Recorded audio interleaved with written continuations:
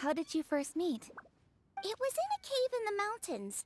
I ducked inside to get out of the rain and saw an offering table in there, so I put the cornbread buns I'd brought with me on it. Then I ended up falling asleep, and when I woke up, I found out that Gouba had eaten every last one. Gouba followed me around ever since. We're practically family now. Hold up! Stop the conversation! Look! The stone! It burst open! It's...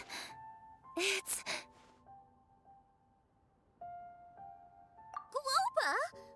What are you... What? Mother? Ah, I see the chili mince cornbread buns have been served. Master! Granny, look! The stone god statue looks just like Gouba! Oh, indeed it does. After all, Gouba is the deity you've been searching for, god of the stove. Gouba is a god? You asked me if a sufficiently festive atmosphere would be enough to reawaken the stove god, and my answer is this: yes and no. The stove god has always been a deity with great affection for the people, and who acts in response to their desires. To him, the heart's passions and the heart's desires are not the same thing. Passion can be a technique, a skill, something derived from experience. But desires, they are deeper, more innate. They are the heart's strength in its purest form. Masterful chefs is wonderfully exciting, but it is more an exercise of passion than of desire, and passion alone will not suffice to reawaken the stove god from his deep slumber. But just now, when Kuching ate this dish he had longed for, a deeply held desire was fulfilled. As well as receiving an answer to her question, she also gained something much more precious. A moment of poignant nostalgia so vivid, it felt like she was right there alongside her grandfather. The enormous power unleashed by the fulfillment of this desire resonated with the stove god's statue, and caused it to manifest once more the form it took in the past. Of course, the stove god himself is not contained within the statue. The true stove god has been here with us all along. How does it feel, seeing a statue of yourself from your glory days? Look at him. Still so majestic. Glory days? Wait, what happened? Did Gouba used to be different from now? Oh, yes. Back in his day, your Gouba was once the patron god of the soil. But all the wisdom and power he had then, he has since surrendered to the soil itself. A god surrendering their power to the soil. I have heard this turn of phrase before, but what does it mean? The kinds of trials and tribulations that a land can face are far more than you could imagine. Droughts, floods, torrential rain, hurricanes, earthquakes, tsunamis, fires, and plagues. The threat of disaster will never fully disappear from Liyue. Even woes that have never been faced before in history will come to pass in the future. Such things affect you mortals far more than we Adepti, with our immortal forms. He once walked with you over the barren plains until you arrived at last at the harbor. He joined you in building your dwellings and lighting the stoves. It was his hand that lit the very first street lamp of Liyue and brought the aroma of cooked food into every household in the land. You mortals no longer remember him, but back in the age when you did, he was the closest of all the Adepti to the common folk.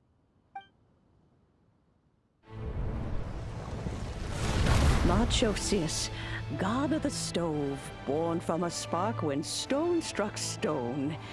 He was a god with a great love for humanity and their well-being. Millennia ago, the people sought to expand their city. They built a dwelling on the plains and called it the Gouba Assembly. The Stove God cared greatly for the people, turning himself into minions who went into every home, fostering food and solidarity alike. Alas, their home was taken by a flood. The waters ravaged the Gouba Assembly and forced the people back south to Liyue Harbor. Though the distance was not far, the journey was plagued by a terrible storm. For a dozen days, the Adepti stayed by their side. During this time, the Stove God cooked an ancient delicacy, flatbread with a meat sauce to stave off the cold and damp, fit for those on the move. Centuries later, disaster and plague arose once more. The Stove God would appear no longer, for he placed all of his power into the land itself to quell the calamities. His power expended, and his wits greatly reduced. Thus his body decreased in size. By the time he parted ways with us, he wasn't even the height of a human. He told Rex Lapis and I of the dishes that bring joy and of the secrets of the flame, then went into the mountains and entered into a long slumber.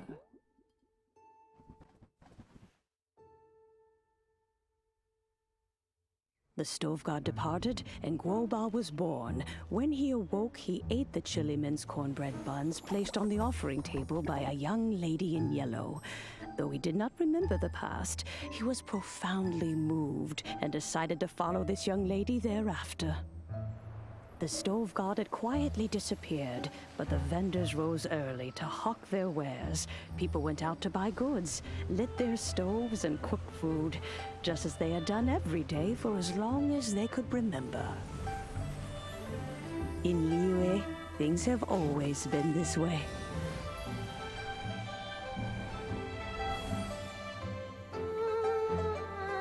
Nature provides, the mountains rejoice.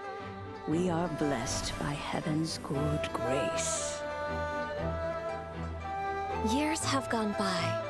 The world has transformed, but our way of life survives.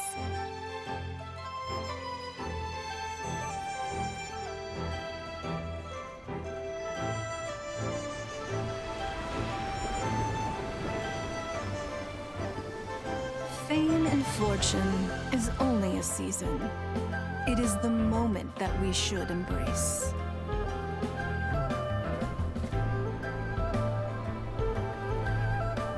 Past meets present. Heritage becomes legacy. Long into the future may we thrive. You once told me that dining is the profoundest of customs in the human world. To eat well is to consume vitality itself, and to drink well is to partake of the very essence of the world. It is a matter of paramount importance, you said, for people cannot face the arduous journey ahead on an empty stomach. At once a humble affair and a profound one. A humble meal of maize and spring water is also profound in that. By ensuring one's survival, it paves the way for millennia of human history and culture to come. My dear friend, Liyue has changed so much while you have slept. Looking at the prosperity and beauty around us today, does it make you happy?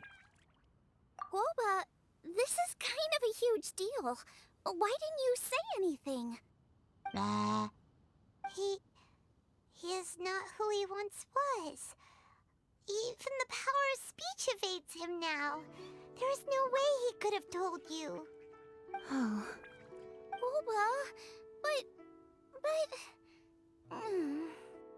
Xiangling. Do not be saddened, Xiangling. There are two sides to everything. Gouba may have lost many of his formal faculties, but he is now as carefree as can be, without a single worry in the whole world. In this world we inhabit, who can truly be said to live a life free of all woes. Those with a mind and with the knowledge will certainly be troubled by all manner of things. But he has gone further than us in his journey. He had both wisdom and courage. Everything he took upon himself, he was also ready to part with. His carefree demeanor today is a testament to the fact that he is at rest. So since you are his friend, take good care of him. Go out to walk and play. Allow him to eat, drink, and be merry. I will! You can count on me! Xiangling, you have an adeptal affinity.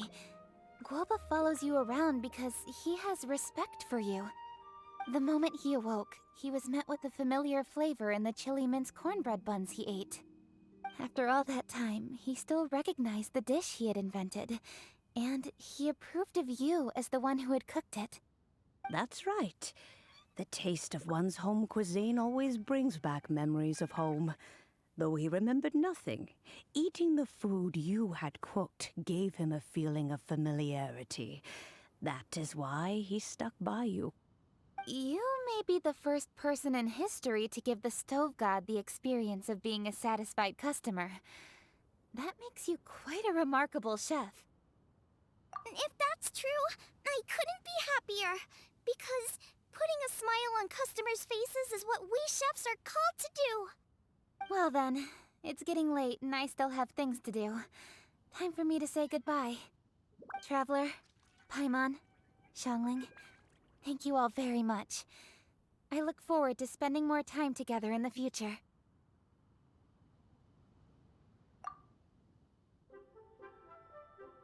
I guess my dad's probably heard the good news already, but I should still go catch up with him. Master, it's been a while since you came by. Why don't you join me? He thinks about you all the time, you know. He's always telling me to invite you over. Oh, goodness me. Then, far be it from me to refuse. Off we go, then.